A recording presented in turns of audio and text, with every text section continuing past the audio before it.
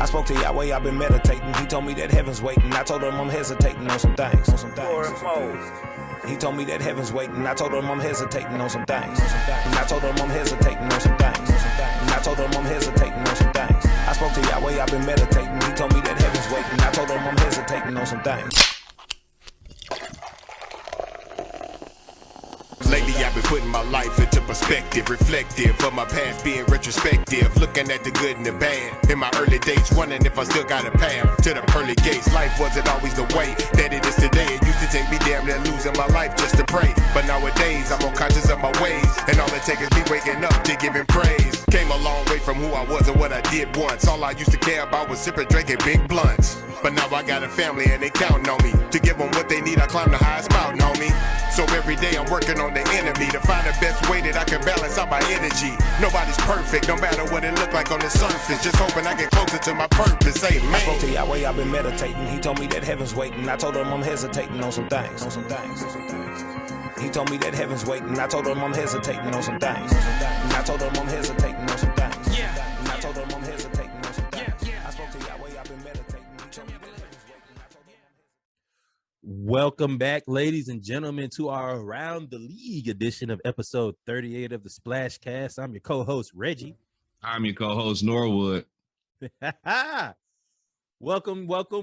It has been fireworks. If you've listened to the prelude, you know we've been talking about AB. Your boy out there got rid of the blonde mustache and got rid of all of his clothes. And got rid of his job. Got rid of his job. But, you know, it is what it is. But, again, ladies and gentlemen, welcome. This is our Around the League edition where we talk about HBCU news around the culture, the latest and greatest news around NFL and NCAA football, as well as the NBA and NCAA basketball when necessary. And then we end it all with the splashes of the week. So without further ado, we're going to get into one of our favorite segments, man, HBCU news around the culture. Got a couple bits of news. As you know, the Celebration Bowl just ended, and that is the premier HBCU unofficial national championship for schools between SWAC and MEAC. But there is also at the beginning of the year something called the Black College Football Hall of Fame game. So the NFL has something similar, or where they have the Hall of Fame game in August. It's normally the first game of the year, and their Black College Football Hall of Fame game takes place. I think it'll take place here in Atlanta because the Black College Football Hall of Fame is here in Atlanta. Will it be there? Will it be there every year, or is this? It will feature. I think so. Yeah, it's every year, September 4th. Perfect. No, I'm sorry. At Tom Benson Hall of Fame Stadium. So it's actually going to be in Ohio. Okay. Which actually makes sense with the two teams that they're having. Now, if you remember last episode, we were talking about the Celebration Bowl, and I was saying, well, it'd be great to get, you know, like the CIAA, the NAIA, the SIAC, all of those Black college football teams involved, because just like in Division I with PWI schools, there's tiers of football too. We have tiers in Black college football. We got you got the upper tier, which is kind of like your Big South individual, MEAC, SWAC.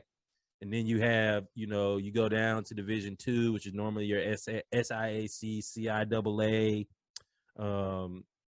as well. So this year, in the Black College Football Hall of Fame game, the CIAA and the SIAC will be on display. It will be between Winston-Salem State and Central State. Central State is in Ohio. Winston-Salem State is in North Carolina. And Central is in Wilberforce. Is Central State in Ohio? Yes. I thought it was in Ohio. Yes, correct. In Wilberforce, Ohio. Oh, yeah, sure. I didn't know the city where it was. I didn't know. You said Wilberforce. I thought you were talking about the school. I was like, but yes. But yeah. So why is this significant? Because the CIAA, and if you know any one that went to HBCUs back in the day. When we say back in the day, we mean before our generation, probably in the 80s, 70s, 60s. CIAA was where it's at.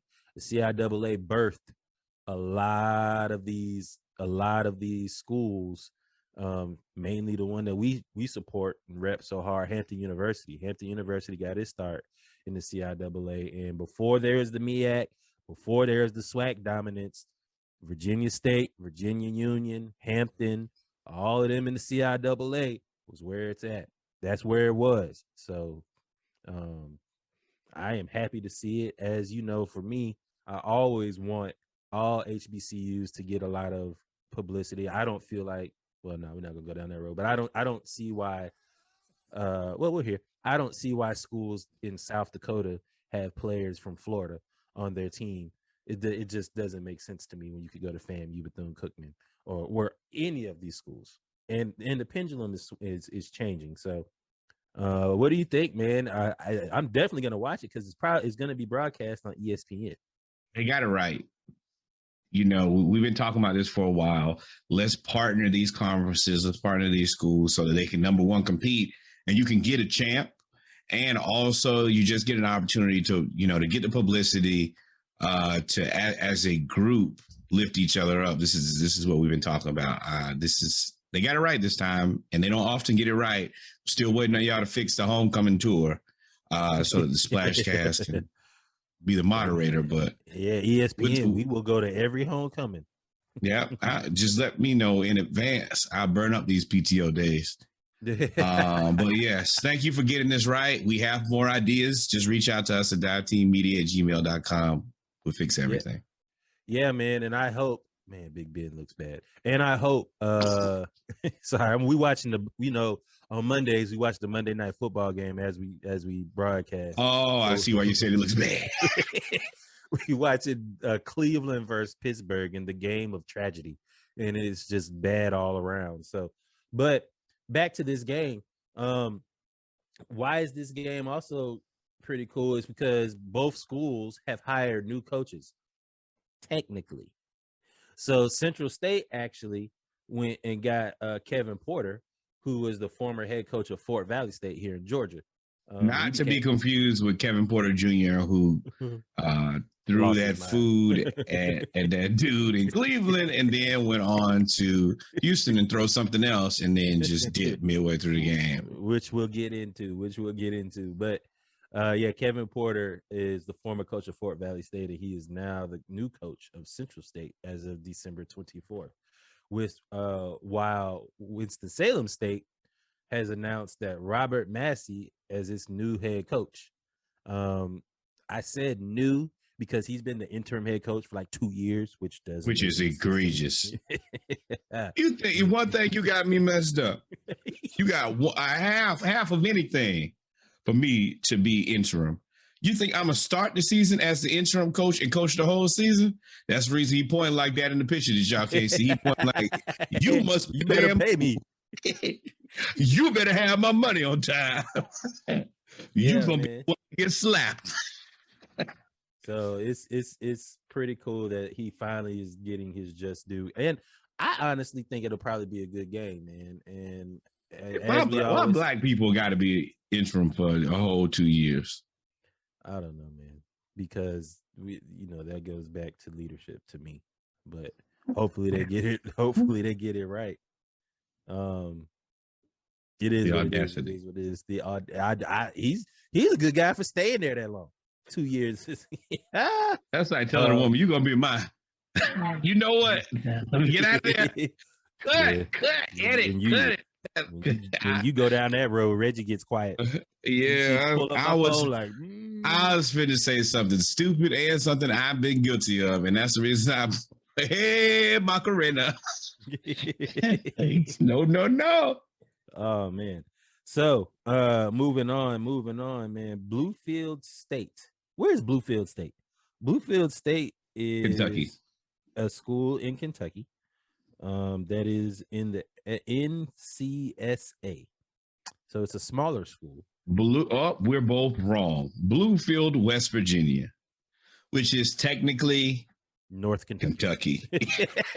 That is North Kentucky. We have no respect for West Virginia and North Hey Kentucky. man, they all But we do are the have respect for Hilltoppers. Bluefield. We still have respect for Bluefield State. They're going to be the first HBCU to offer a women's varsity wrestling team. That's amazing. And don't let one of the women grab you. Or do. No.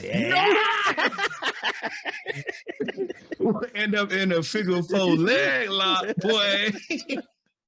What? Oh, man. You know what? I like what I like. I ain't got no type. But what this does, though, it does put them in a unique classification. To me, that allows you to grow your campus even more because there are women that wrestle. Especially, I believe there was just a black woman that won gold in wrestling in the Olympics. Teenager. So you're right. Correct. So that is something that is to be celebrated. So shout out to Bluefield State in West Virginia for starting the and you're right. If you want to probably be an Olympic wrestler or something like that, there are probably not that many places you can go and get a wrestling scholarship. So, this allows them to market that, and hopefully they will have a successful program. Yep.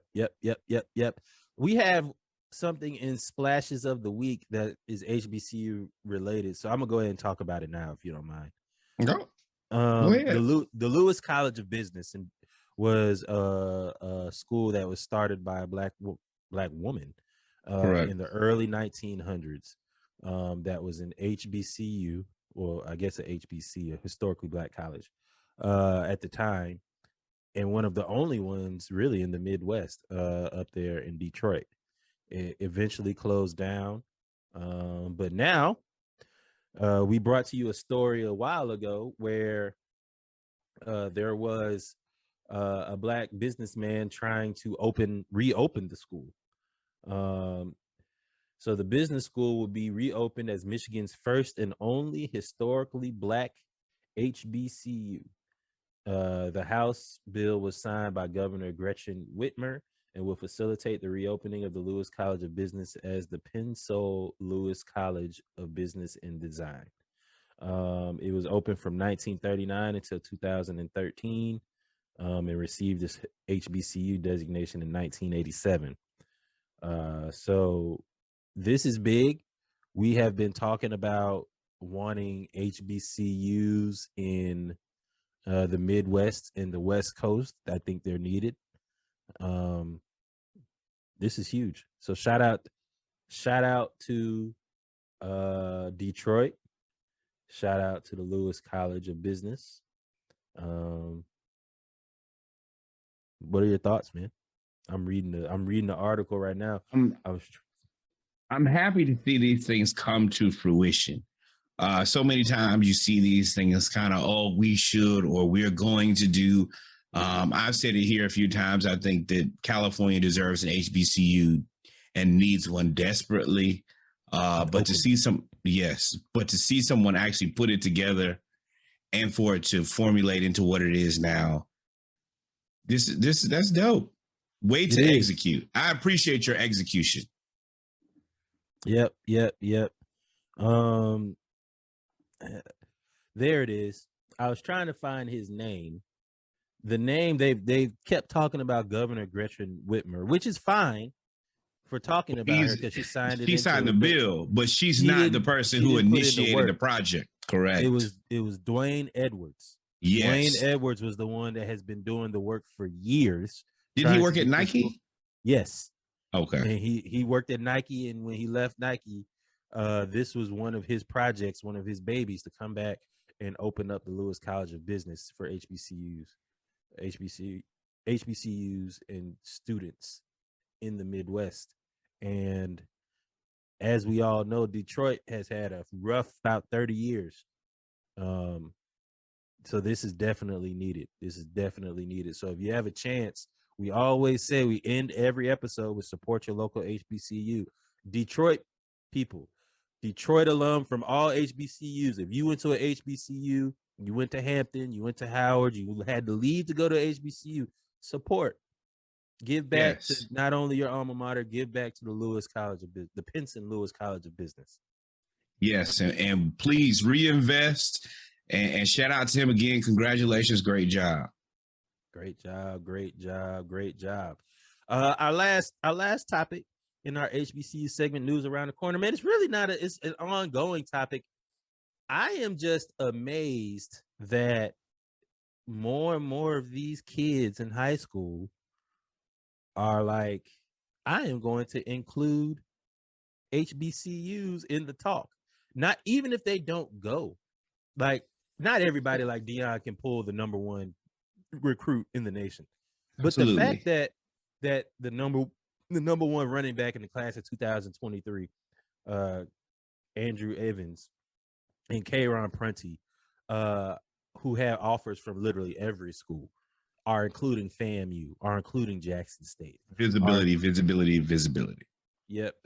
Christopher, they call it Christopher Smith, who is a 5-star defensive tackle who has FAMU in his top 5, along with UGA, Florida, Miami, and Ohio State. To have FAMU there front and center, huge. Absolutely. I mean, you see Mikey Williams, he still got Hampton on his short list. Just the ability to see the school, see the loco, that might be what influences some kid to go to school. At least, hey, let me read about this university. What is this about? And that's all you can really ask for. Yeah, man. If I knew, I always knew about HBCUs because I grew up in it, but I didn't know the depth in terms of, I knew about SWAC, MEAC, a little bit about CIAA. And then I didn't really know about SIAC, NAIA, and all that other stuff. There are so many opportunities right in people's backyards for them to go to school. Yep. They just don't know about it. You could get a football scholarship to Edward Waters University, or to, I know multiple people who play football for Edward Waters. You could get a football scholarship, to Virginia Union, Virginia State, to all of these CIAA, SIAC schools, yep. Fort Valley. Georgia has a whole lot of HBCUs down in South Georgia they could go to. Florida too. So the exposure by having these games like in the Black College Football Hall of Fame, having these 5-star recruits, putting HBCUs on the table, committing, some transferring. And it's so got another one. It's so different now. If you're a good football player, they're going to find you and they're going to put you on their team. It's not like before where if you didn't have the opportunity to play on Saturdays, during those hours, and it was tough to find a kid. Now you have YouTube. Everybody has the best highlight tape you've ever seen. So if you're a good football player, yes, even if you're not a good football player, if you're a mediocre football player now, you can look like a good football player. And if you are a good football player, they're going to find you. I don't care if you're under a rock in Idaho. So, yeah, go to the HBCUs, go to places where they're going to love you while you're playing football. Go to places where they're going to love you when you're done playing football. You will always be welcome back. You will always yes. be known. And one thing that I really, really enjoy about HBCUs now, Dion started it, but now Southern University is getting them. Grambling with Hugh Jackson getting them. The transfers, boy. Living in that portal, boy. Living in that portal. That portal is about to make things real interesting, boy. Yeah, boy. All the players that are going out to Tulane, going to Louisiana Lafayette, going to FIU. Now they're transferring to FAMU. Yeah. Like I said before, I never understood how you could be from Dade County, Florida, and decide to go to North Dakota State. Like, you got FAMU. Now, this is the thing. There. You picking the word, like, okay, North Dakota and South Dakota, they are what they are. Idaho, Wyoming, I watched all the bowls. North Dakota State. All of them have somebody from Florida or Georgia and South Dakota State. Mississippi. They have very good D2 football, top tier D2 football. HBCUs should have top tier D2 football if they could just keep I agree. all those athletes. I agree. Do you want to live in North Dakota, or you want to live in Atlanta and play at Morehouse? Morehouse it is. That's not even really a difficult decision. I'm going to stay here and not freeze to death. But we're moving in that direction, we hope. Yeah, man. I am excited. I'm excited. I can't wait to see Black college football in the next 2 to 3 years, because I think this is just the beginning. And I think more and more of these coaches and more of these athletes are going to come back and play and come back and coach and recruit these players. And I think these players are coming to their senses and realizing, like, hey, there's really no point in me transferring to Glendale Community College to then go to UMass. I mean, Big Ben is starting to look like Shaquille O'Neal when he was playing with the Phoenix Suns. I can't move. Big Ben looks bad. All right, ladies and gentlemen, we finished with our HBCU news around the culture segment. We are now going to get into some football news around the NFL and NCAA football, where we're going to review this sorry week of that football, as well as we're going to talk about these bowl games and this college football playoffs that happened and the snoozer that it was. Y'all stay tuned. Woo! We talking that high quality trash, ladies and gents. I like it. Mm-hmm. Here we go.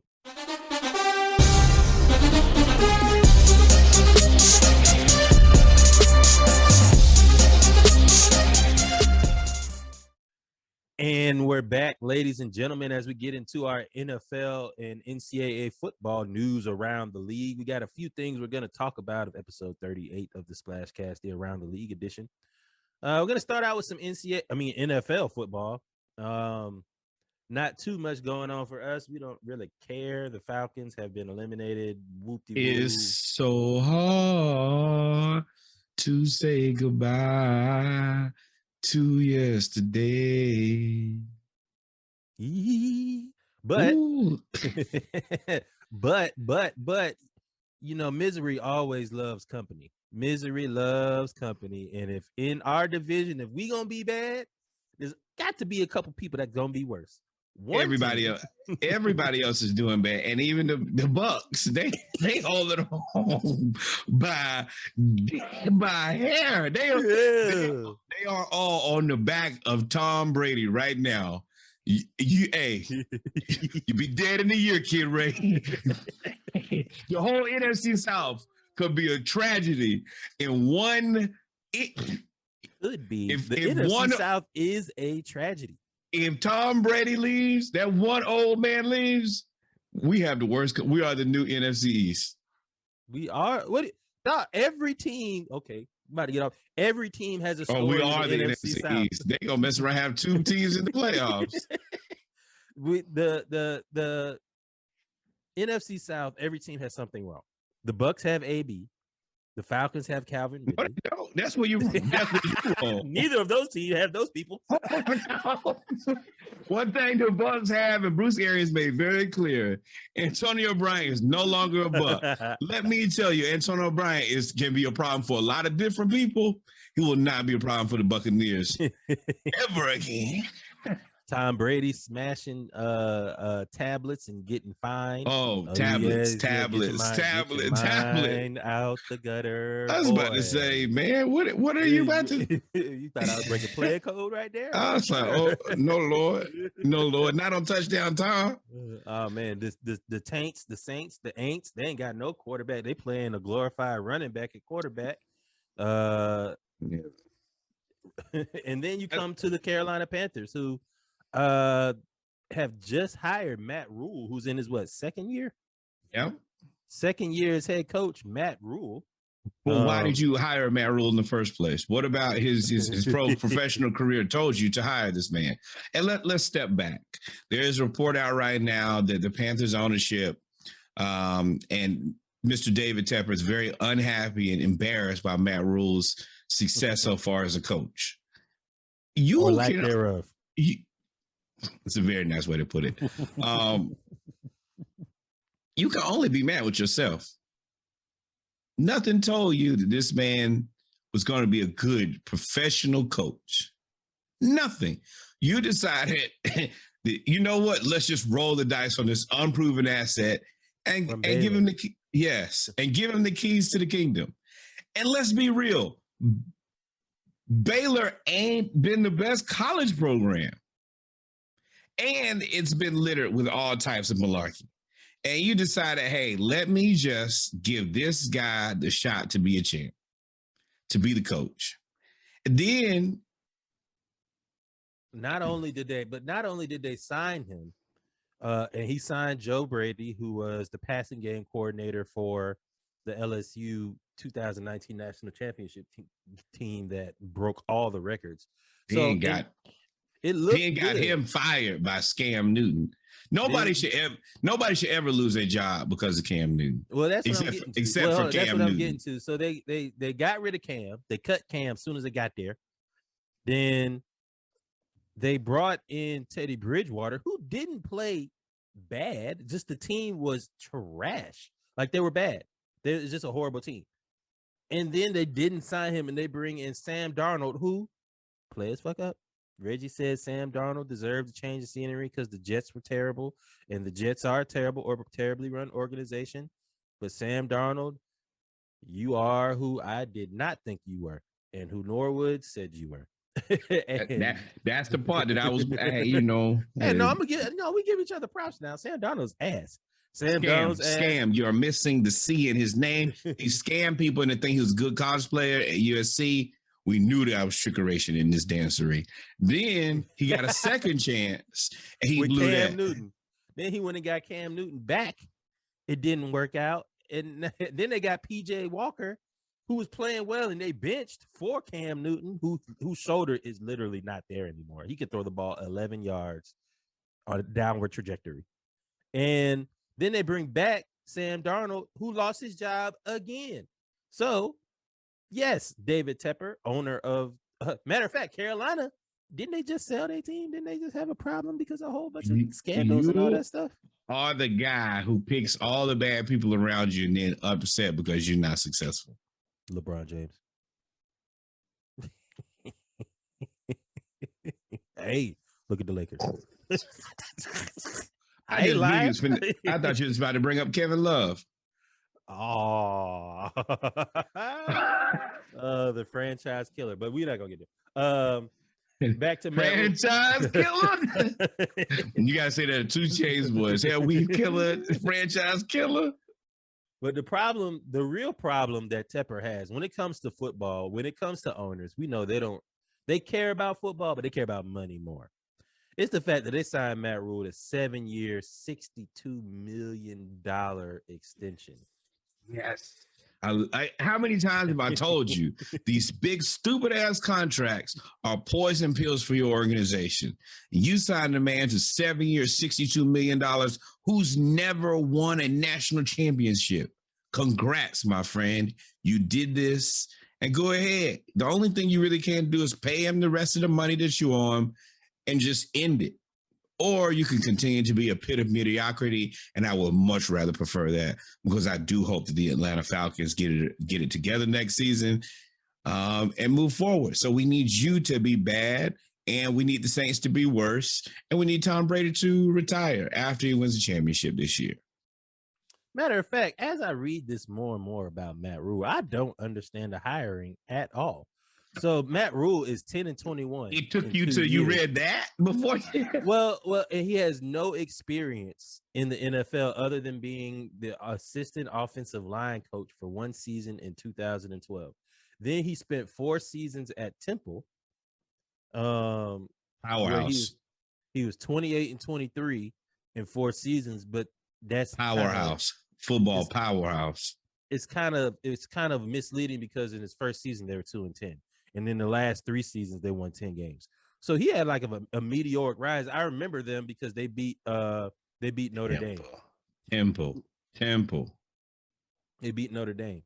So, and they ended up winning a bowl game, if I remember correctly. So what about this says NFL head coach? Then he went to Baylor, and after going 1-11 in his first season, the second season they went 7-6. The third season they went 11-3. And went to the Sugar Bowl and got, curb stomped by the Bulldogs. And then they hired him in the NFL. If you look at both of them, tell me that Kevin Sumlin is not a better coach than this man. Yeah. Yeah, he is. But also, he's the Carolina. I mean, Christian McCaffrey has just hamstringed that whole organization too with his contract and then not playing at all. Well, I know this guy who said that probably wasn't going to work out, and everybody said, no, it'll work out.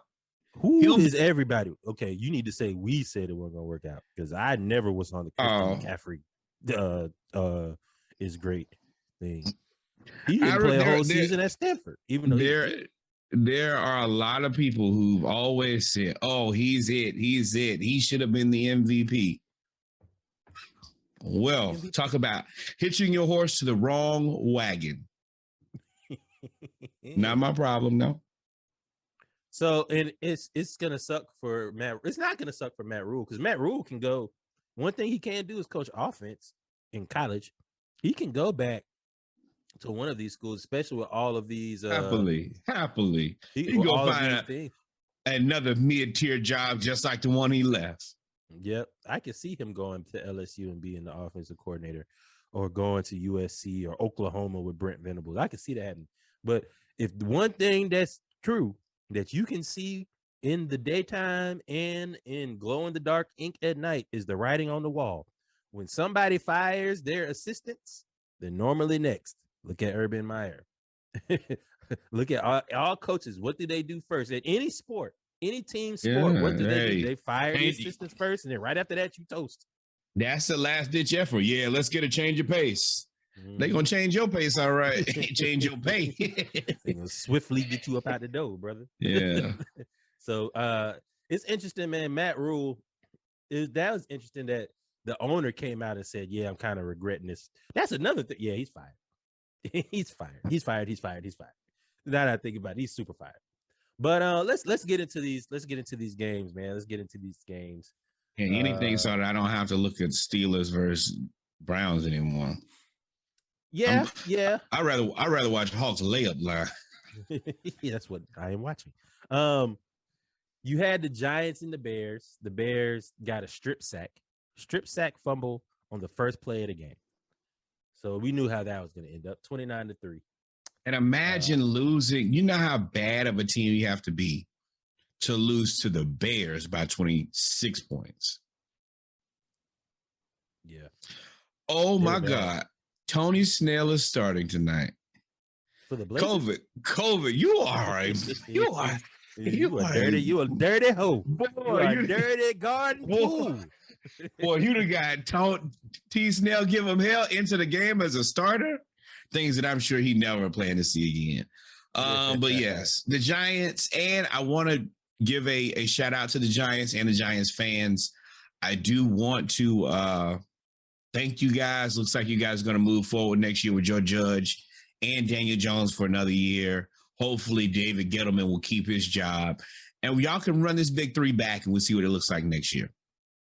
Saquon, man, he just does not. I think he's going to have a bounce back season next year. I don't think he's fully healed from that knee.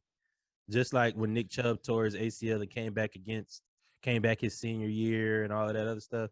I mean, his junior year, like he wasn't right his whole junior year. Then his senior year, he was good. Like yes, modern medicine has come a long way, but it's still, to me, that's still a 12 to 14 month injury. I'm going to say that I think that he is on the Zeke career path. You take that for what you will. I mean, there's only the jig is down in that trajectory, brother. You know what it is. You can take what you want. That boy said. Yeah, the jig is down, my friend. I'm gonna start you. That's stolen. That is stolen. Add that to my repertoire. There's no misinterpretation there. Zeke is not who he used to be. But moving on, man. And really, I would probably say the game of the day was the Bengals and the Chiefs. The Bengals actually sewed up their division by beating the Chiefs. Jamar Chase, 11 catches, 235 yards, and 3 touchdowns. His name is Chase for a reason, because you'll spend a lot of time chasing him around the football field. he looked like he was. You remember when you played basketball against old folks when you was in high school and you just was faster, don't everything better than them? No, That's what old people were you playing? oh, like okay. So my dad challenged me to basketball when I was 17. Him and his cronies, and Oh no. he was 48 years old, and I said, "This ain't really what you want." And I proceeded to wipe the floor with him. But You destroy your pops in the paint as a 70. You well, couldn't ate at my house. no, I mean my dad. So my dad didn't play me after I was like 8 years old. He barely beat me when I was 8. Of course, I was cheating, but he barely beat me. I learned how to shoot and dribble and all that. He wouldn't play me no more. So I talked so much trash when I was 17. He came down there and was like, all right, run it. And he hit me with the up and under shot and got the first point. I said, you'll never score again. And he never scored again. He was like, you're pinning my shot on the backboard. You're beating me down in front of people. He said, at least I beat you in the gym by yourself. I said, I was 8. See, that's different. Everybody. In my family, if we're competing, you better do your best to damn win. Let me tell you. We all try to win. Win. You better win. You better win. If you're gonna do anything, we playing checkers, we playing chess, we running to the end of the street. You better get your W while you can. Let me tell you that. Yeah, man. But Jamar Chase looked like he was playing against the retired folks. That vaunted Chiefs defense that had shut everybody down and they had won 7-8 straight and all of this stuff. They ran roughshod through there. And I will say, Patrick Mahomes in the first half looked good. They scored 28 points in the first half. Patrick Mahomes was 20. He was 26, 35, 259 yards and 2 touchdowns. If anybody knows about scoring 28 points and it not being enough. Come on, man. That's unnecessary. So they scored 28 points in the first half. And it was 28-17 at halftime, and they looked like they were unstoppable. So I was like, okay, well, this is it. Second half, they scored no points in the third quarter and 3 points in the fourth quarter. And Jamar Chase just went wild crazy. 11 catches, 266 for 3 touchdowns, longest 72. They didn't run the ball at all. And Joe Burrow might be the next, and I ain't gonna say that, but his demeanor, not his talent, not the way he plays, his demeanor. He's confident. He's very confident. His confident and arrogance remind me of Tom Brady. He believes in himself for sure, and everybody on the team. And he reminds me of his arrogance, and his persona reminds me of Tom Brady. And when he went there after the press conference. At the press conference, went up there and was like, I told you, our goal was to make the playoffs, and the best way to make the playoffs is win the division. And y'all in here chuckled and laughed. Now we're division champs and we're going to the playoffs. So it feels good. I was like, oh yeah. See, I'm actually going back and I'm replaying the video of y'all laughing. But see, that's the reason I'm Petty Winslow. If you disrespect me, I'm going to make you remember that. But moving on. But so the Bengals are in, and now because the Bengals lost and the Tennessee Titans beat the Dolphins, who the Dolphins had won 6 straight and were trying to go to the playoffs, even though they beat a whole bunch of cupcake teams. They got beat by Tennessee 34-3, and now the Tennessee Titans are the number 1 seed in the AFC thanks to the Bengals beating the Chiefs. Everybody was on that Dolphins train until that train came into station. They got stomped out by the Tennessee Titans, and I bet you can't name the running back or the number 1 or number 2 receivers because they're out. Deontay Foreman, who was cut by the Hawks, was the running back for the Tennessee Titans. I mean, cut by the Falcons, who's the running back for the Tennessee Titans. I was about to say, God, dog, they got Hawks players. We don't even have Hawks players. Hey, man, COVID ain't no joke. But nah, and then in the John Madden tribute game, the Raiders squeaked out a win over the Colts. So they keep their playoff hopes alive. The Patriots destroyed the Jaguars 50-10. We knew that was gonna happen though. I mean, the Jaguars are such a poorly run organization. That's probably the worst job I think in the NFL currently. Yes, yeah, strong, It's yeah. sad. It's worse than the Texans, and the Texans going through all of that. Ooh, you know what? I was wrong. Like, you edit, cut it, or just leave this in there. I was for sure as hell wrong, because Deshaun is still just out there in limbo, and that situation has gotten so silent that it's two things that you might not never hear about again: Deshaun Watson and Tory Lanez. We may never get to the bottom of that. Yeah, but in the Buccaneers Jets, the Bucks, what was lost in that game because of the AB fiasco when he exited the game was that the Jets was beating the Buccaneers.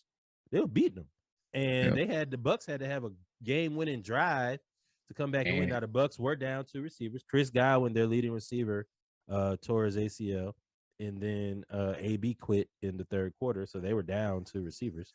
I never thought I would say that in my life about football, dog. Like you said, and AB quit in the third quarter. like he didn't even have the decency to do it at halftime, like Vontae Davis, who just retired at halftime. You remember that? Like, he just retired the coach. Mm-hmm. AB walked off. This shit is not for me no more.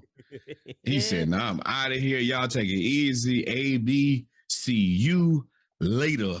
And then dropped the song. I love it, man. AB is another living inspiration. Yep.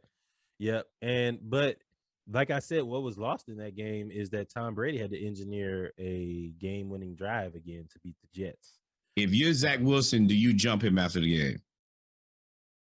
No. I mean, it's to be expected. Yo, if I'm Zachary Taylor Thomas, I'm very upset at the fact that Tom Brady did me like that. Zach Wilson don't look like one of them 2-man kids. He surely look like one of them 2-man kids. It's funny that I knew exactly who you were talking about. Oh, you got me coughing. But moving on, man. In playoff implications, there was the Eagles versus the Washington Redskins. Washington football team. And the Eagles came back and won that game after being down 16. Racism. Let's edit the racism. Let's edit the racism. Do. But the Eagles were down 16-0 at one point and ended up coming back to win the game. Jalen Hurts looks like QB number 1 to me. I mean, all right, Eagles, you won a game. Congratulations. You beat the middiest of teams. You made it to the playoffs. Hey, man, they beat us, and they're congrats. In the playoffs is because they beat us. But they've been. We made the playoffs. Congrats, you made the playoffs. Good luck, my friend. Yep. And it looks like you'll probably have to pay the Rams, who actually are in second place in the NFC because they came back and beat the Ravens. Funny how OBJ doesn't look like the problem now. OBJ daddy was right. Actually, we need to get OBJ's daddy and Laval Balls together. And they can be a segment on the podcast. We'll just let y'all talk for an hour. They need their own podcast. We told you so. I have Trey Young dad as a guest. Do you want me to lead a segment, or you want me to continue to podcast? Don't do that. But the Rams, you hesitated too, man. No, I didn't know what you're talking about, but I really, because you said that was with a smile and a straight face. It means you was really mad. So the Rams and the Ravens played a barn burner. Matthew Stafford did everything he could to get rid of that game, to give that game away. The Ravens played with T. Huntley again because Lamar is hurt. Huntley was, not good. He was 20 of 32, 197 yards. And wasn't bad, though. Like, hey, the Falcons need a backup quarterback. Send Huntley over here. Better than you gonna give up a draft pick for him? No. I'm sure he's a 1 year. No, they about to re-sign him as the backup. They can run all the Lamar Jackson plays with him. I mean, but you have a better chance of actually maybe being a starter here for at least some period of time. Well, you know what? Lamar keep getting hurt and keep getting sick. You might have a safe job where you at.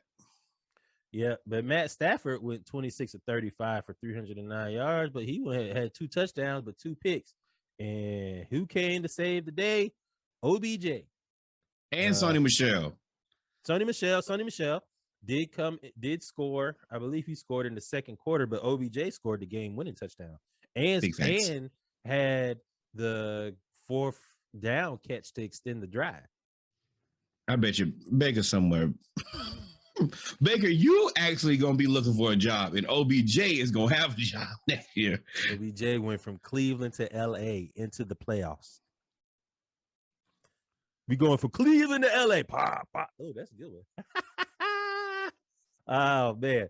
Wow, talking about the glow up. It was the worst of times. It is the best of times. Von Miller too. Von Miller got out of Dodge.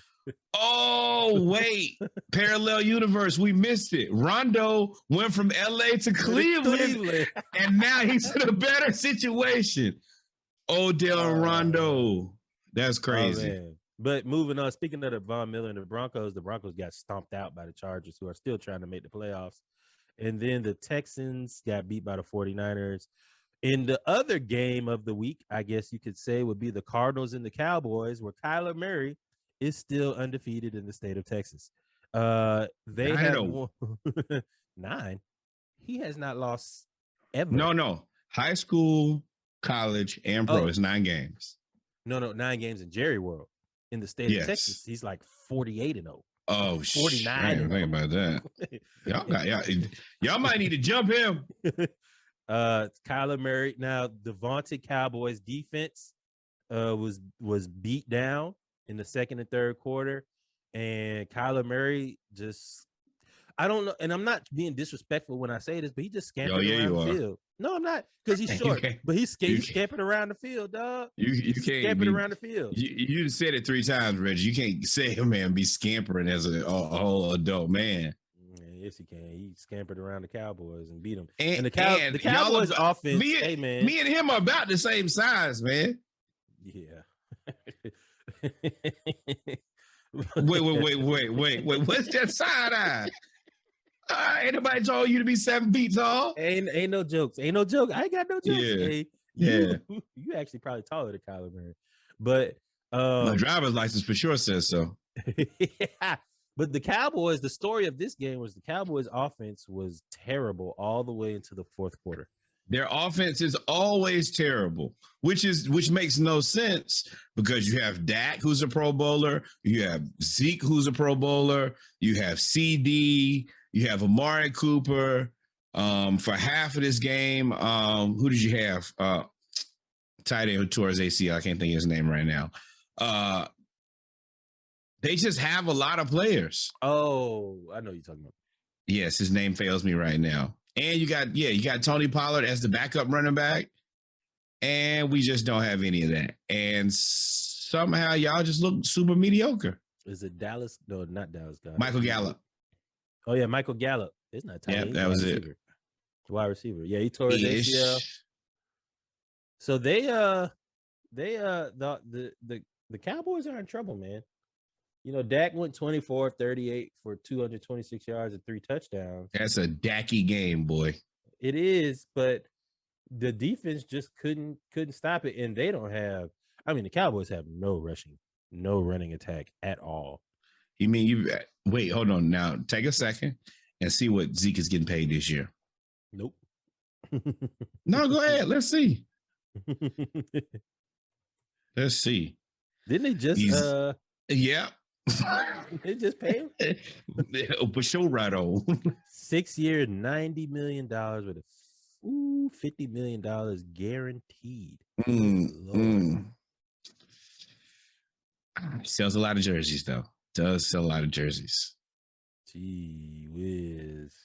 They paying him $6 million this year, $18 million next year. Let me tell you about that receipt. You will not be happy with that purchase. That is what you call scamming high level. $12 million with a base salary with $18 million. Yeah, they stealing. They stealing. They stealing. They stealing. But the Cardinals beat the Cowboys, and that actually made the Cowboys take a hit because they have fallen, I think, to either third or fourth place in the NFC, and the Cardinals are back in third place, and I think the Cowboys are in fourth because the Rams are in second place as of this week. Then in the bowl, nobody cares about the Panthers and the Taints. The Taints won 18-10. So that sets up for the Falcons to play the Aints next week and spoil their playoff berth. Yep. If the And you Falcons know beat what? them, they don't get to go to the playoffs. Matt Ryan, this is a perfect send-off for you. We had no chance of getting you to the Super Bowl this year. So this is your Super Bowl. You can close the door on the Saints. You can probably close your door on this Falcons career and go out knowing that I made sure that the Saints didn't go to the playoffs. Is it a Super Bowl? No. Is it a big personal victory? I would say yes. Yeah. And if he has a good showing, he becomes traded to the Broncos. Moving on, the Seahawks, which probably may be the last game in the 12th Man Stadium. I forgot the real name of it, but they call it 12th Man Stadium in Seattle for Russell Wilson and Pete Carroll. Send us Russ. Russ beat the Lions 51-29, and it is rumored that it is the last game because he is disgruntled in Seattle. So, as you said before, man, DK better hope you don't leave.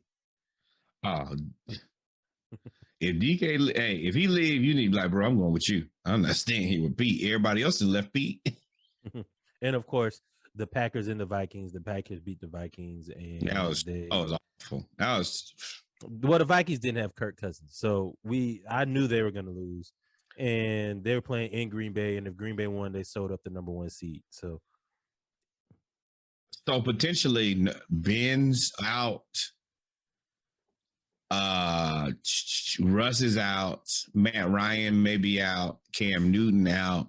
It might be a bunch of new quarterbacks next year while you playing. Ain't nobody playing. They all gone. I mean, they're all. This is our generation. People that are our age, the 30. I say 4 years, 32 to 36, 32 to 38, somewhere in there. All of them. Yep. It's time for them to go. Yeah. Right now, closing time. Right now in the AFC, Tennessee is the number 1 seed. Kansas City is the number 2 seed. They've both locked up their division. Cincinnati has locked up their division as the number 3 seed. Buffalo has locked up by beating the Falcons. They have locked up a playoff seed. And the Patriots have locked up a playoff seed. The last 2 seeds is between Indianapolis, the Chargers, the Raiders, and the Steelers. In the NFC, the NFC, the Packers are 1 right now. The Rams are 2. The Bucks are 3. The Cowboys are 4. The Cardinals are 5, only because the Rams are in the Cardinals division. And then the 49ers are 6. Philadelphia has clinched the playoff berth with the 7th seed. And then New Orleans can be eliminated if the Falcons beat them next week, or if New Orleans win and San Francisco loses next week, then New Orleans is in. So it's still this last week, which is what the NFL owners were going for when they say they were trying to do, protect the players. We knew that was a lie. They wouldn't have added this extra game. Just last week. But they got a lot of parity. And, it is what it is. Our season over. Our season over. And before we get to college, hey man, Las Vegas, if y'all gonna have a team out there, y'all need babies. Y'all need babysitters out there, boy. Y'all be getting DUIs every week. Y'all got coaches being racist. Vegas is it's for sure something. Hey man, you 22. Imagine you a 22-year-old with $10 million cash in your pocket. No, I would like to have a future. Oh man. But moving on. Let's get to this college football, the more entertaining or not, depending on who you are. Bowl season. All these, we're not going to go through all the bowl games. They were all not a good. chance. Ohio State beat Utah. and that was But you're cool. struggling with Utah, and I want to take a moment and acknowledge the Big 12. You guys are proving that you guys need the alliance. There's one team that may be okay, but for the most part, mediocre. And you guys who keep bringing up the SEC played very well in the bowl games. In the bowl games that they lost, they were actually the underdogs. I said SEC did not. They were like 1-6 at one point. No. To start out, but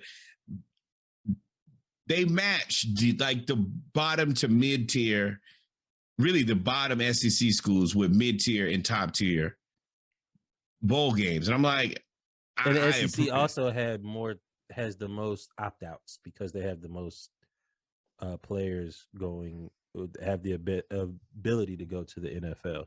Absolutely. So they have the most opt outs. But I mean, there were some good games. I mean, there was a no defense game in Tennessee versus whoever they played, and they lost. Oh, they lost. Matter of fact, Tennessee got robbed. But let's talk about they got robbed. But let's talk about what everybody really wants to talk about. It was college football. I don't want to talk about this shit. College football playoffs. Everybody, yeah, you do because you don't like Cincinnati.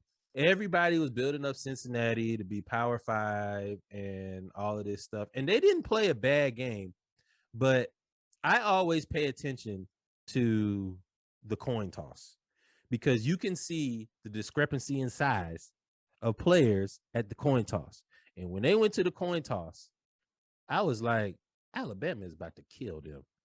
They about to just run the ball down. They throw they were like, it looked like the ninth graders were coming to the coin toss against the varsity. Because Cincinnati is not that good. I've only been saying that since the beginning of the season. Everybody's like, well, they didn't play that bad. Well, in the one time that you played somebody who was a decent football team, the best assessment we have of your team is they didn't play that bad. No. So I disagree. They didn't play that bad, and they could have won the game if Desmond Ridder, their quarterback, did anything. He played the worst game of the season. He's their best player, Reggie. No, he's not. Sauce Gardner is their best player. And Sauce Gardner played a really good game, too. Who do you think gets drafted higher? Sauce Gardner. What are you talking about? We put money on that right now. Sauce Gardner is a top 15 pick. He's a 6'3" corner that runs a 4.4, a 4.3. But what? Wait, Ridder was up for Heisman early. Man, he was the Heisman dark horse. Who believed that? Oh, I'm sure there are quite a few college analysts who definitely picked Ridder to be the guy. Man, not me. But anyway, Ridder played his worst game, and Alabama literally ran the ball for what was that? Clint Capella? Sorry, guys, we're watching the Hawks game too. I'm just glad we started scoring. It was just like 0 for 4. Man, I thought it was going to dub us. It was 11-0. But Alabama just ran the ball down Cincinnati's throat. Cincinnati runs an unconventional defense. They run basically a dime, a 3-3-6. I'm sorry, 3-3-5, which is really a nickel. But that's about to say 3-3-6. That's a hell of a defense. You got they run 3-3-5 and then they run a 3-2-6. That's pretty much what they run all the time. So Alabama came and started the game out and ran the ball 10. Why would? Well, if you're going to third and long coverage, I'm gonna run your face off. Brian Robinson, who has waited his turn, he was behind Derrick Henry. He was behind a whole lot of people. And he waited his turn and he broke the record. He had 260 something yards rushing. And they just mauled Cincinnati. You mean they beat the team that they were substantially better there, handily, and they were never really in the game? Mm-hmm. So that's one SEC I predicted. Team. That's one SEC team back in the playoffs. And then the game that was supposed to be the game. Everybody knew Alabama was going to beat Cincinnati, but there were a lot of people picking Michigan to beat Georgia. A lot of people. Hutchinson, you picked them? Yeah, you did. Well, you'll never. I hate Georgia. Yeah. Adam Hutchinson was a Heisman finalist. He didn't even lead the league in sacks or tackles for loss, but he was a Heisman finalist. They had the other dude, feel good story of the defensive end from Scotland or from Nigeria by way of Scotland, who had only been playing football for 5 years, and Jim Harbaugh finally got over the hump, and he was out there wearing his Jordan brand gloves and cleats, throwing the ball around, being real cool, and all of this stuff. And Georgia had lost a step, and Alabama exposed us, and Michigan was they fight their They did offensive expose y'all. line. The offensive line for Michigan, rated the number one offensive line in the nation. They're Well, that's a great. lie. Boy, when I tell y'all, I from the third plate, when Georgia's defensive end, Trayvon Walker, number 44, lit that center up, and the center went to the sideline and went like this. I said, "Oh, this game over." Georgia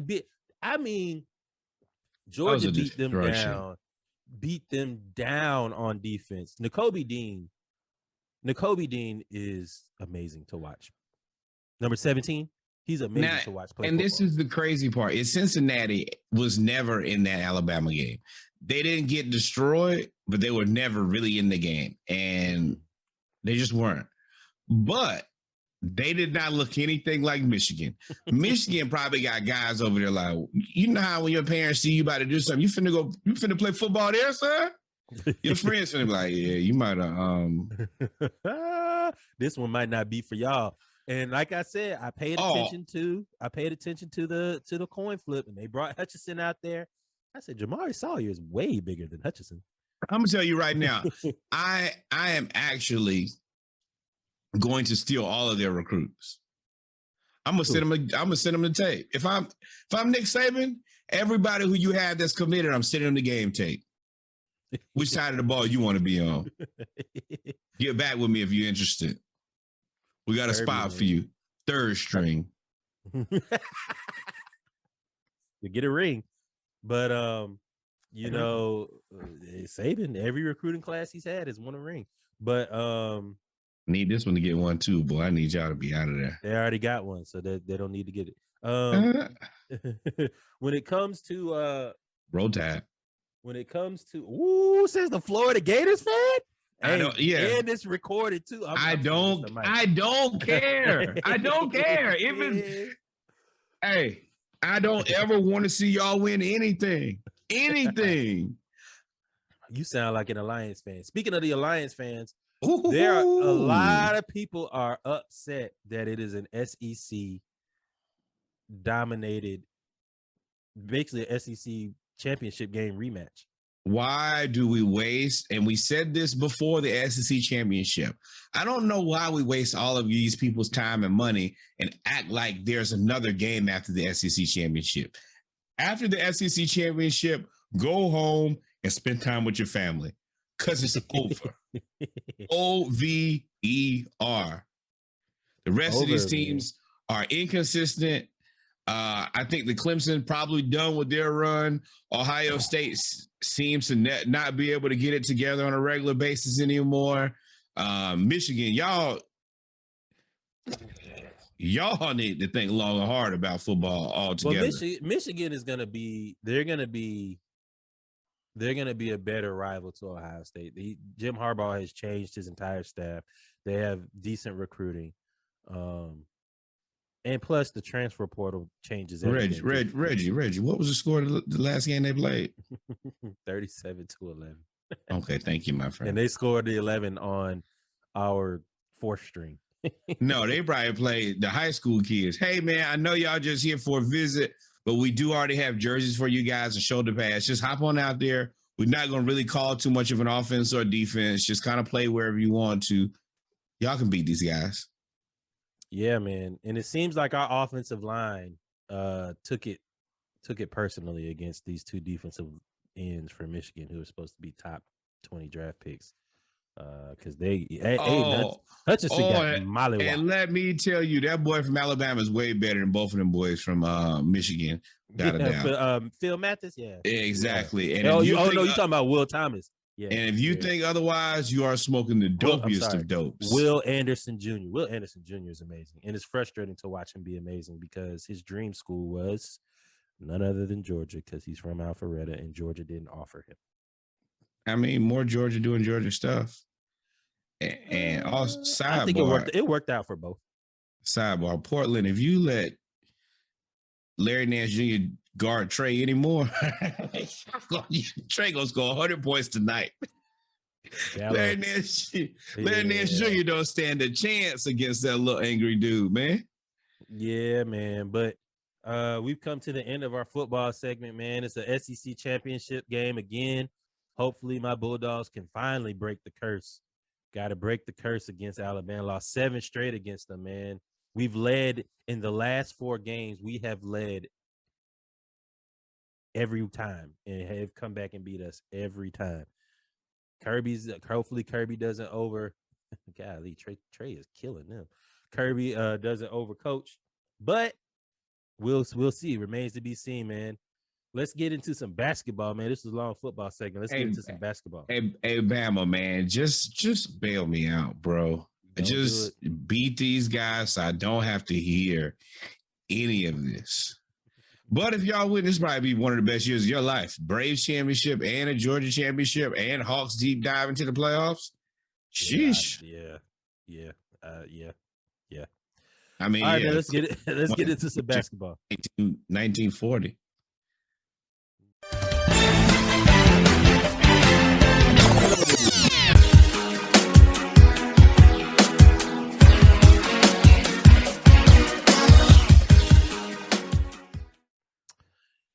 And we're back, ladies and gentlemen, as we get into our basketball segment of the Around the League edition of episode 38 of the Splash Cast, where we talk about news around the NBA. Got a few things we're going to talk about, man. Some people coming, some people going. Becky Hammon, assistant coach for the Spurs, who was in the running for the Portland Trailblazers job before they ultimately gave it to Chauncey Billups, and her she was trying to become the first female hired head coach. She has coached games as an interim head coach for Pops, but she wanted to be the first female hired head coach, and she's well respected around the league. A lot of people didn't really agree with the Chauncey Billups hiring over her because she has more coaching experience, which I'm not going to say yes or no, but it does make sense that she has more coaching experience. I actually think that was a bad job. I mean, look at Chauncey. He ain't really nailing it either. I think that was a bad place for either one to go. I didn't really want to see him there. I didn't want to see her there either, though. Fair. I want to see people go into more situations where they can be successful, specifically women and specifically minorities. You know, women don't get even the opportunity, and then minorities, we get the worst of what's available. David Clay. Well, that's a difficult ask in the NBA because if the team is decent and it's a decent situation, 9 times out of 10 the coach ain't gonna go nowhere. Your boy Mike D'Antoni. Don't tell me what ain't possible. He didn't got situation. He's went to every team. He coached the Lakers. He coached the Suns. He coached the Knicks. He's coached literally. He's had every good job in the NBA. Well, and ain't never won nothing. Yeah, fair. If you can tell me that Mike D'Antoni, non-big game winning ass, can get a job, you sure as hell let Becky Hammon, who didn't sat on Pop's bench for 100 years, coaching people. Yep, but she is now going to the Las Vegas Aces, which is a good move for her. And it's a better move for her, and it's a better move for the Aces. Did they fire Lambier? I think they pulled the University of Miami. So the University of Miami, when they hired Mario Cristobal, they still had Manny Diaz. Might as well been Manny. They still had Manny Diaz as the coach till they hired him. It's the same thing. They hired Becky Hammon, and he was still the coach of the Las Vegas Aces, but Lane Beer's out of there. So shout out to Becky Hammon for getting that job, and I hope she does well in the WNBA to make a lot of these NBA teams regret not hiring her and force them to hire her in the future. Guys, you blew it. You had an opportunity to hire I'm not going to say a great coach, but a perfect opportunity to do the right thing and to add some diversity to the NBA. And you guys rather have Luke Walton You NBA, you pick Luke Walton, Yeah. you pick Rick Carlisle. Oh, know why Luke Walton has a job. you? Does he have a job? He's still coaching the Kings? No, he got fired. But why did he get fired? Because his dad. Why? And- what did Bill do in the NBA? He had one good season. Bill. All right, now you know people get sensitive about Bill Walton. They call him the icon. Don't give a shit. Bill Walton had one. Now he did win a championship. He won a championship with the Trailblazers. But Reggie I mean, after disrespected the hell out of Bill Laimbeer. Bill Walton. Oh yeah, you wouldn't disrespect Bill Laimbeer. Bill Laimbeer, crazy. But Bill Walton, hey old man, I'll stomp you out. But moving on, Jolly man. Green So Giant. Becky Hammond is leaving, and Kyrie is coming back. I never thought I would see a part-time player in the NBA. I never thought I'd see talk about sometimey. Never thought I would see a part-time player in the NBA. Kyrie is back for away games only. Pro players are in the transfer portal now. AB didn't transfer. Kyrie didn't transfer.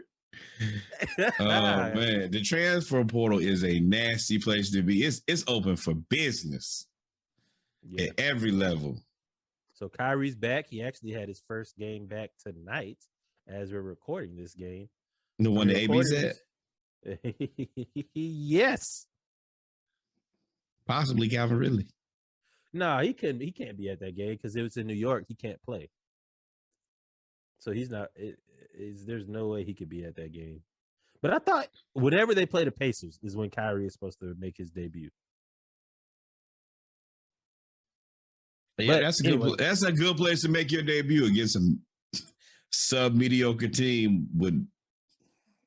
I wish nothing but bad luck for the Pacers for 7 years. Yeah, the Nets played the Grizzlies tonight. They play the Pacers tomorrow. I mean, in their next game. And the Grizzlies won that game. But so Kyrie's back as a part-time player, non-vaccinated. He held firm to his beliefs, and we knew that they were going to cave eventually. Or they were going to trade him.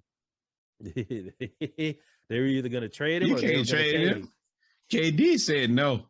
KD said, "You trade him or going back to go to." We just created a hybrid sneaker. No, you can't trade him. That's my best friend. I can't wait till I have that much control over my job. No, you're gonna hire my best friend. Also, no, he's only gonna show up to work when he wants to. Yeah, we got some more podcasting to do, my friend. My bad. I'm watching this Hawks game, man, and they pissing me off. But moving on. Now we get to cover the soap opera out west, aka As the Lakers Turn. Ain't no soap opera. That shit finna be that show finna be canceled. Boy, LeBron out there arguing with assistant coaches. Out there he's cheering on Kyle Kuzma. LeBron was cheering on Kyle Kuzma after he got him traded, and Kyle Kuzma was cheering on LeBron with a whole Twitter. When was the last time somebody got you fired and then you was like, "Yeah, cheer him on"? Man, if you don't get the hell off my Instagram talking about let's go, no, you need to go. Leave me alone. My career plan was to stay in the Lakers. You traded me for AD. The while Kuzma wasn't lying, like LeBron over the last 5 or 6 games averaging like 30, 10, and 9 or something crazy like that. He is literally carrying the Lakers. And I mean, don't care. He picked the players. You carried him. You pick the players, put them on your back. Yep. That's an offensive foul.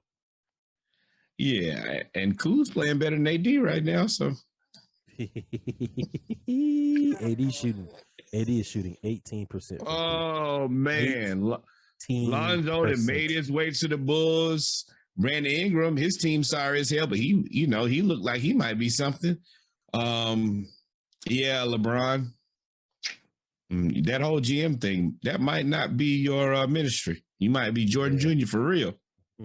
That and A&R. Like, who picks worse players, LeBron James or Michael Jordan? Oh man, but he still has it. And we said it before. They traded Rondo. They literally traded Rondo for nothing. They just wanted a roster spot. For a roster spot. Just so we just looking for an opportunity to fill this space. You know how bad you gotta be that we just trade you for the opportunity to sign anybody else. Anybody. And then Russell Westbrook out there saying, "Hey, I can turn the ball over. I can take I'm allowed to. I'm allowed to. That's part of the game." No, Russ, when you have a lot of turnovers, you have a lot of bad shots, you lose. And that's what you're doing. And there's a difference between having the ability to do something and doing it every damn play. And you are more turning the ball over every damn play. But hey, man, LeBron picked this team. He could have had DeMar DeRozan and Buddy Hield, and he took Russ. And what about all these people who tried to tell us the THT was so good? Where is he good at? What is he good at? Nothing. LeBron created the stock in THT, increased his value, and didn't sell. That's the only thing. You should have been there and traded him. If you really got the eye for basketball, you should have known that I drove up the value of THT. Let's trade this guy. He was damn near untradeable. They're like, no, he's a long-term part of our team.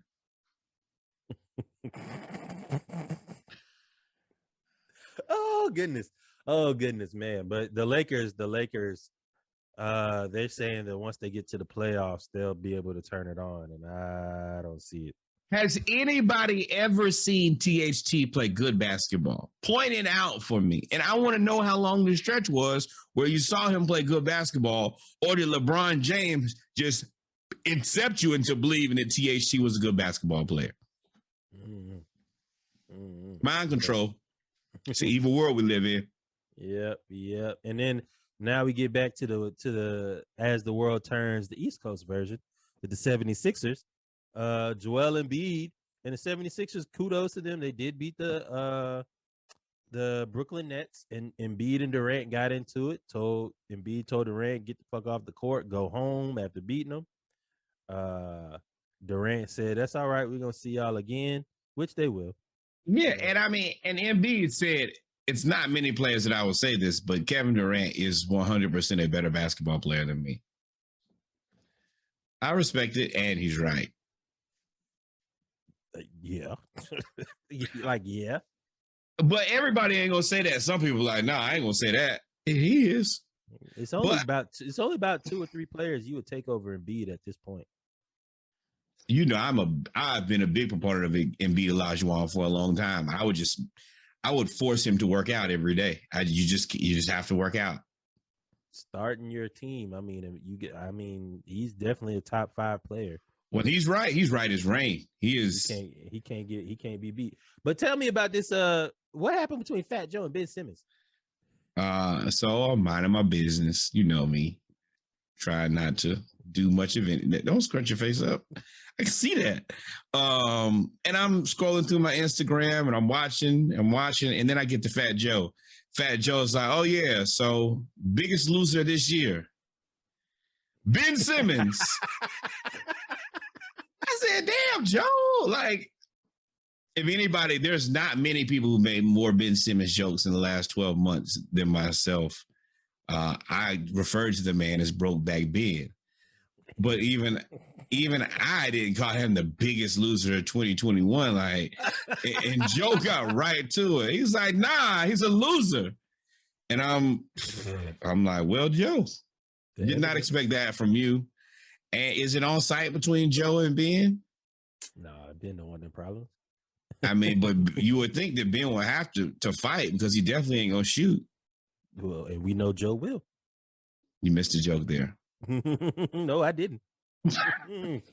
I caught the double entendre, brother.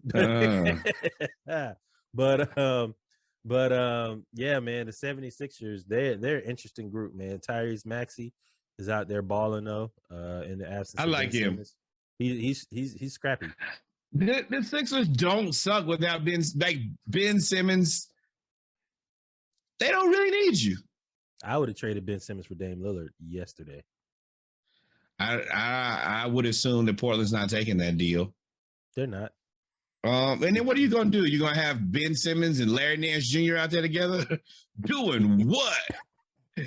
And what? Nurkic.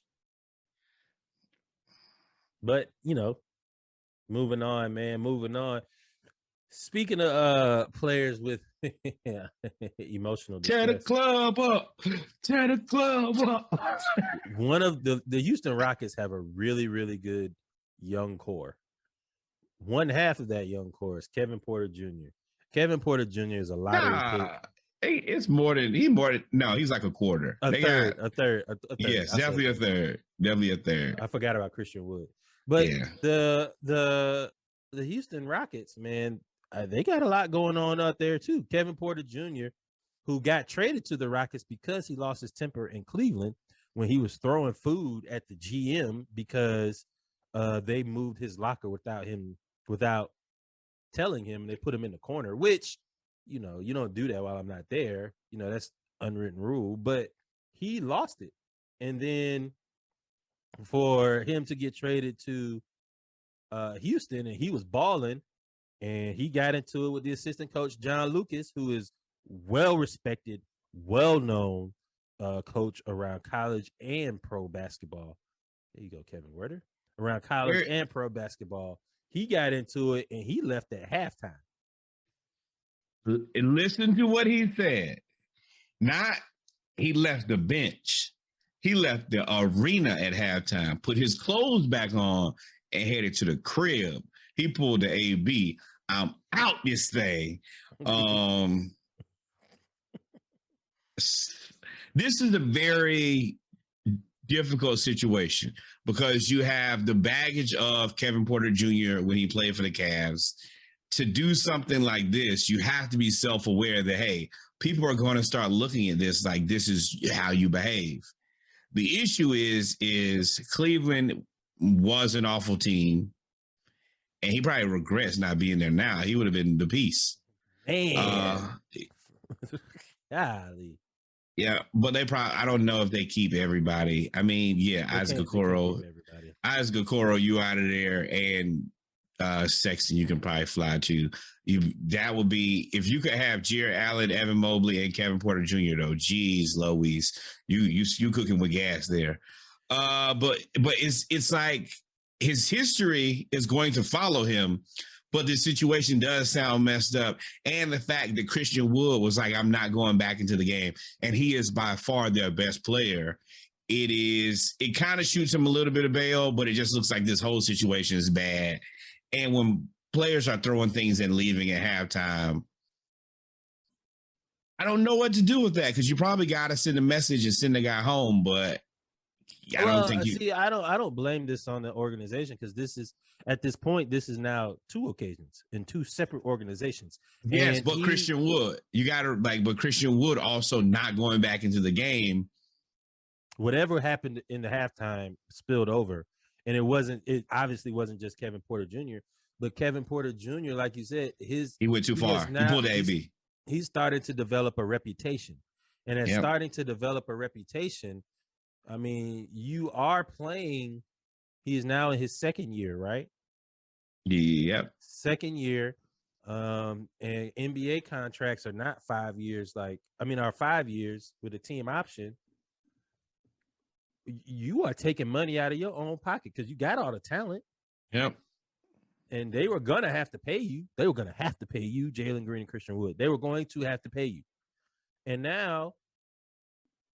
Oh, they both got suspended for Monday's game against the Sixers for poor behavior.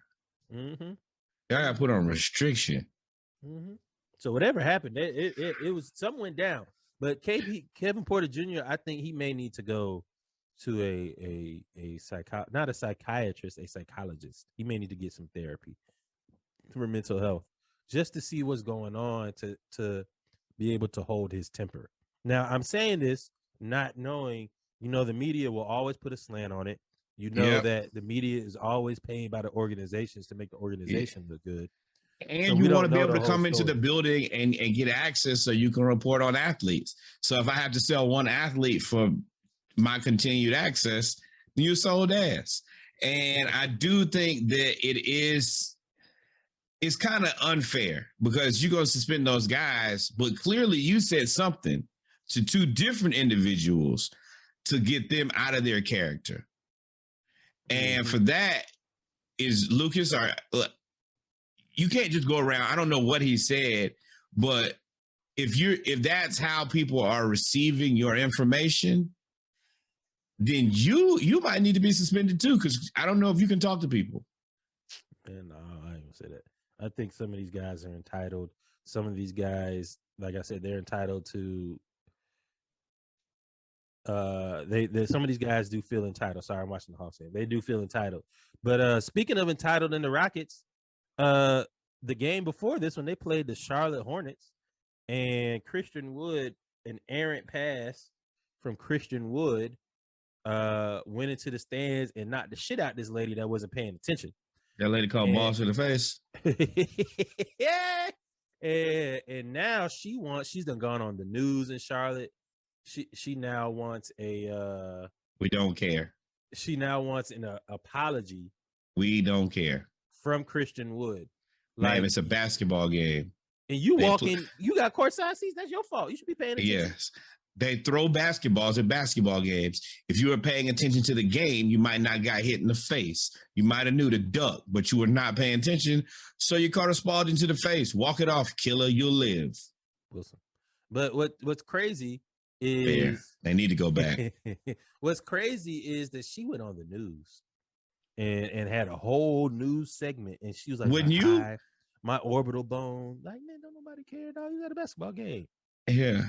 If you're the news and you're the news director and you have this fool who want to put themselves on TV, well, I'm gonna give you the opportunity to use your platform to use my platform to be as stupid as you want to be. So yeah, we'll get up here and put your unrealistic request all over the news so we can all laugh at you once you leave, man.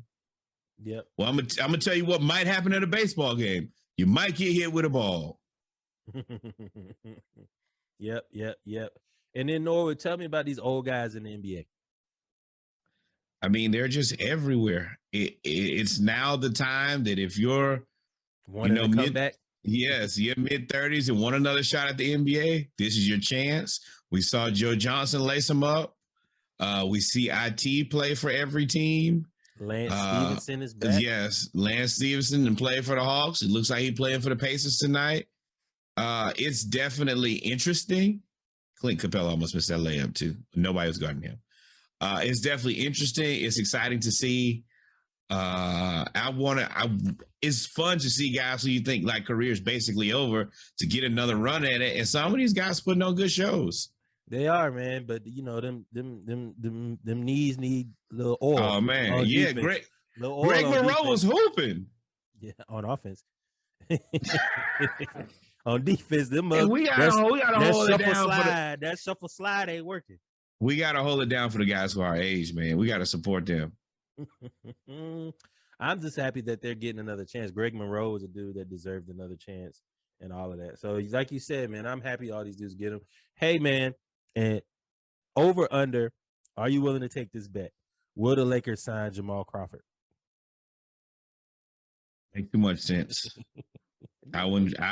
42. He can dribble that basketball better. He won't turn the ball over like Russ. You can't have Russ and Jamal Crawford on the same team. No, because Jamal Crawford gonna make Russ look bad. Because Jamal got a handle. That's one thing for sure, man. He might be 80. You dance with him if you want to. That boy Jay Crossover gonna dribble your face off. I don't know why the Hawks haven't had him for 100 years. I don't know if anybody's gonna score for the Hawks except for Trey tonight. Look like. Yeah, man. Yeah, get your All-Star game on, big dog. Ladies and gentlemen, we've come to the end of the NBA basketball segment of the Around the League edition of episode 38. We are now going to get into our favorite segment, one of our favorite segments, the splashes of the week. Well, we got one thing we want to talk about, but it's going to be kind of a quick conversation. But it's really a topic about a bigger issue that we kind of see happening in college and high school sports. Y'all stay in tuned. Life. Yep. Y'all stay tuned.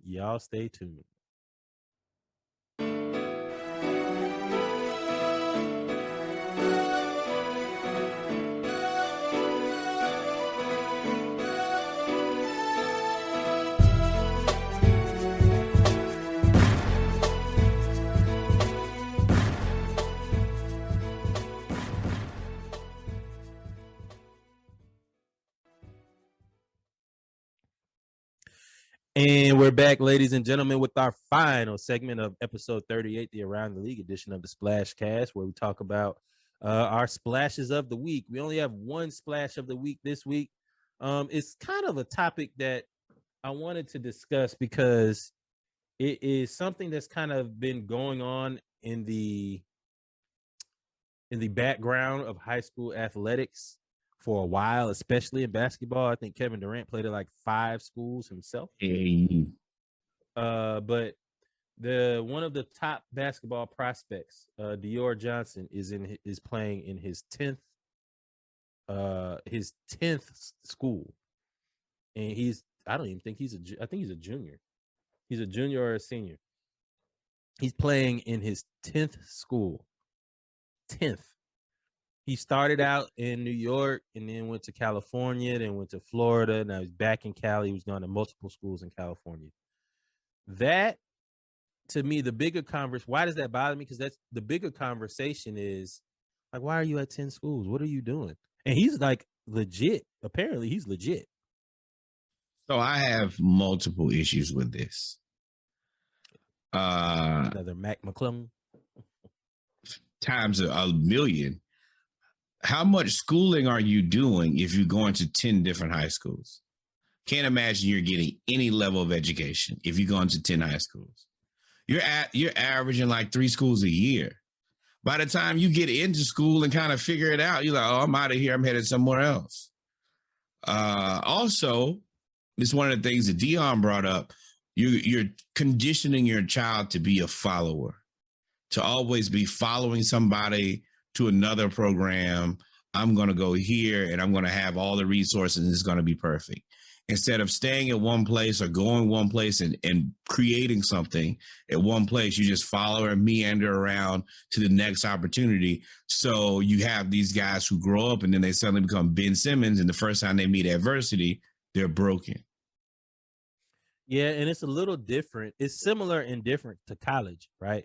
So college, football, they eliminated the transfer rule to where you had to sit out a year. So it's basically free agency in football every year. I mean, look at Nick Saban. He just signed Jahmyr Gibbs and Elias Ricks, the top running back from Georgia Tech and top running back really in the ACC, and one of the top cornerbacks from LSU, their rival. The difference with college, though, is that NIL deals are now basically dictating where all the players go.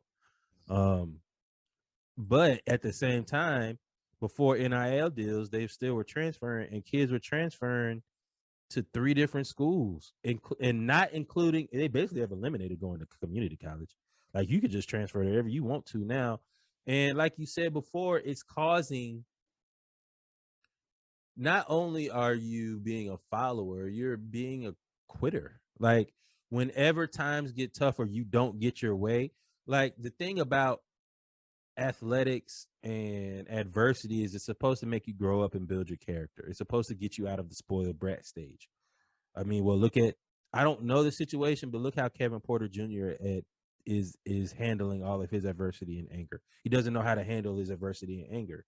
A lot of these kids emotionally don't know how to handle the stress because you got helicopter parents, and then you have all these people in their ear putting all of this investment in them, and they're just going around to whatever situation makes them better. And whatever situation it benefits them versus working through it. I feel like this all kind of happened around the same time people started building their brands, and you have these kids who are trying to build their brand.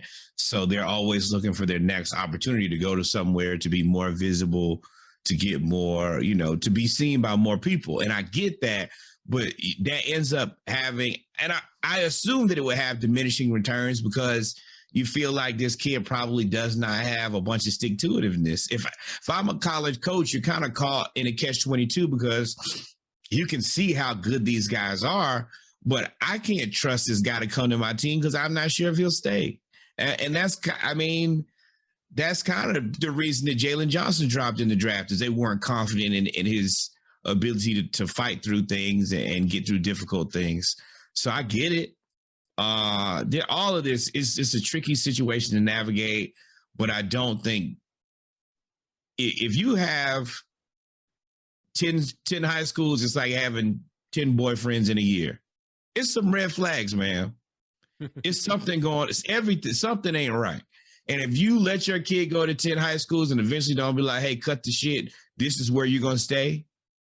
Then the parents are enablers, and that's going to be a problem that you should probably at least have on your radar.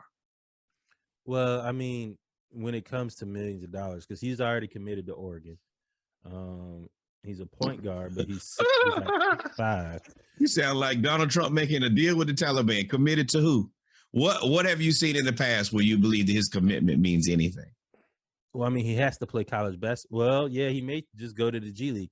I don't know. But what I'm saying is he's committed to Oregon, and his parents see the dollar signs, right? So which is something that you do when you transfer your kid 10 times from New York to IMG in Florida to all these schools in California. So his parents they see the dollar signs, and he's projected to be a lottery pick. So your parents see the dollar signs, but they see all of the dollar signs. And as soon as they have somebody who's going to give you more dollar signs than presented with the current situation, they're gonna be gone. And you're gonna be looking to fill that spot. Yep. If it's me, I ain't dealing with it. I don't have the time to play with nobody. I'm not gonna baby you and beg you to stay.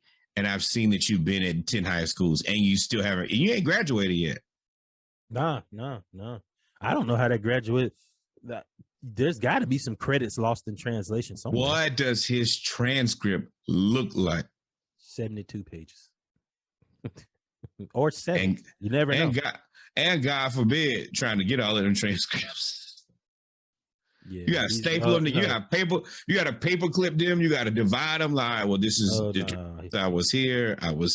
They homeschooled me for a little bit. Man, they about to publish your clearinghouse. That guy. And that's the first thing I'm thinking is, boy, it's something about this just smells like I'm not eligible. If I got to keep going everywhere, it's somewhere where somebody didn't follow one of the rules and you have an eligibility issue. Yeah, this is true, man. This is true. Well, ladies and gentlemen, we've come to the end of episode 38 of the Splashcast. The ATL edition is out as of tomorrow, January 4th. The audio will be out. The video should be out by tomorrow evening. And then the Splashcast 12-pack. And so, Norwood, take us out. Before we say anything, kids, go to one school, get an education. It don't take 10 schools to learn nothing. Parents, don't pimp your children either. That's a very valid point. With that said, more Black baseball, more Black cowboys and cowgirls. Of course, send some money to your neighboring HBCU, the one that's in your city. Also, send money to Hampton University, because me and Reggie appreciate that from the bottom of our hearts. Also, if you have any moments here in the next week or so, if you aren't or are a deeply religious person, take a moment and just pray that the University of Georgia loses to Alabama. Just do it for me.